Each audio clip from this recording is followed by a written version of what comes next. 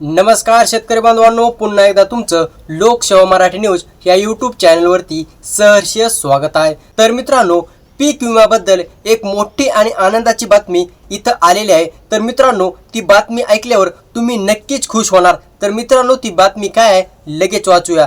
तर मित्रांनो, अक्षरशः बीड, लातूर आणि धाराशिव ह्या जिल्ह्यातील शेतकऱ्यांना अखेर केंद्र सरकारनं पीक विमा मंजूर केलेला आहे। शेतकरी मित्रांनो, राज्य सरकारनं हस्तक्षेप केल्यानंतर बीड, धाराशिव आणि लातूर ह्या जिल्ह्यातील शेतकऱ्यांना खरीप 2025 चा पीक विमा आता 100% नक्की भेटणार आहे। शेतकरी मित्रांनो, ह्या संदर्भात त्यांनी जीआर आणि तारीख देखील ह्या ठिकाणी सांगितले आहे मित्रांनो।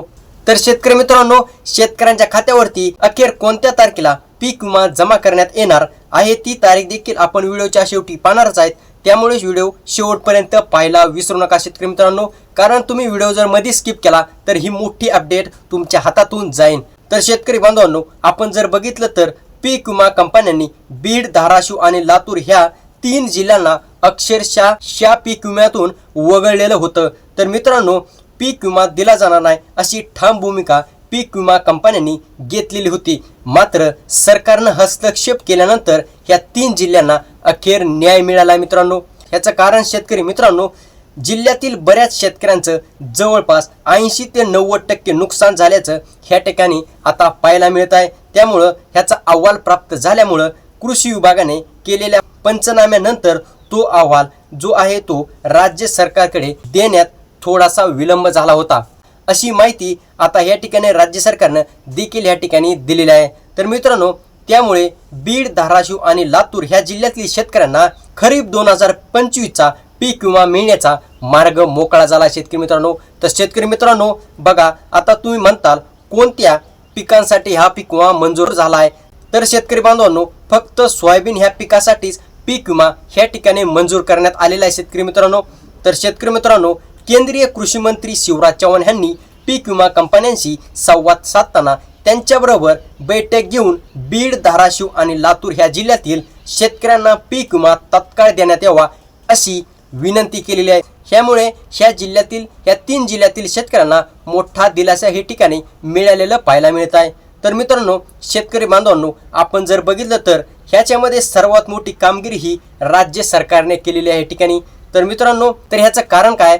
तर ह्याचं कारण राज्य सरकारने ह्या ठिकाणी वारंवार केंद्र सरकारकडे विनंती केली की बीड जिल्हा वगळू नका, त्याचबरोबर लातूर जिल्हा वगळू नका आणि त्याचबरोबर धाराशिव जिल्हा देखील वगळू नका। मात्र पीक विमा कंपन्यांनी तांत्रिक आक्षेप करत ह्या 3 जिल्ह्यांना पीक विमामधून वगळलं होतं। मात्र आता ह्या 3 जिल्ह्यातील शेतकऱ्यांना मोठा दिलासा मिळाला आहे मित्रांनो। तर शेतकरी मित्रांनो, ह्या जिल्ह्यातील शेतकऱ्यांना हेक्टरी 17,500 म्हणजे 17,500 रुपयाप्रमाणेच ह्या शेतकऱ्यांना देखील रक्कम मिळणार आहे, ह्याची माहिती आता प्राप्त होत आहे। तर शेतकरी मित्रांनो, तुम्हाला नक्कीच प्रश्न पडला असेल की पीक विमा अखेर कोणत्या तारखेला मिळणार आहे। तर मित्रांनो, मी आता जरासाही विलंब लावणार नाही, तर पीक विमा कधी वितरित होणार त्याची मी तारीख ह्या ठिकाणी सांगत आहे। तर मित्रांनो, ही तारीख लक्षपूर्वक ऐका। तर मित्रांनो, मी आता तुम्हाला तारीख सांगतो। तर मित्रांनो, शेतकरी बांधवांनो, येणाऱ्या 20 मे 2026 तारीख पुन्हा एकदा नीट ऐका शेतकरी बांधवांनो, 20 मे 2026 ह्या तारखेला पीक विमा तुमच्या खात्यावरती नक्की म्हणजे 100% खात्रीनुसार जमा होणार आहे शेतकरी मित्रांनो। तर मित्रांनो, ह्यामध्ये धाराशिव, लातूर आणि बीड ह्या 3 जिल्ह्यांचा खरीप 2025 चा सोयाबीन ह्या पिकाचा पीक विमा मिळणार आहे। त्यामुळे शेतकरी बांधवांनो, तुम्ही आता कुठलीही काळजी करू नका। तुम्हाला वाटत होतं की बीड, धाराशिव आणि लातूर हे 3 जिल्हे वगळलेले आहेत, का वगळले आहेत असे प्रश्न तुम्हाला सतत पडत होते आणि ह्याचं उत्तर तुम्हाला काही भेटत नव्हतं। तर मित्रांनो, ह्याचं उत्तर तुम्हाला आता भेटलेलं आहे, कारण 20 मे 2026 रोजी तुमच्या खात्यावरती ह्या 3 जिल्ह्यांचा पीक विमा आणि सर्वत्र जिल्ह्यांचा पीक विमा ह्या ठिकाणी मिळणार आहेत मित्रांनो। तर मित्रांनो, काळजी करू नका आणि असेच अपडेट पाहण्यासाठी, खरी माहिती पाहण्यासाठी आपल्या लोकसेवा मराठी न्यूजला सबस्क्राईब करायला विसरू नका। तर भेटूया पुढच्या व्हिडिओमध्ये आणि ही माहिती कशी वाटली कमेंटद्वारे नक्की कळवा आणि आपली जर माहिती तुम्हाला चांगली वाटली असेल तर आपल्या चॅनलला सबस्क्राईब करा। तर व्हिडिओला हाईप करायला विसरू नका। तर भेटूया पुढच्या व्हिडिओमध्ये। जय हिंद, जय महाराष्ट्र।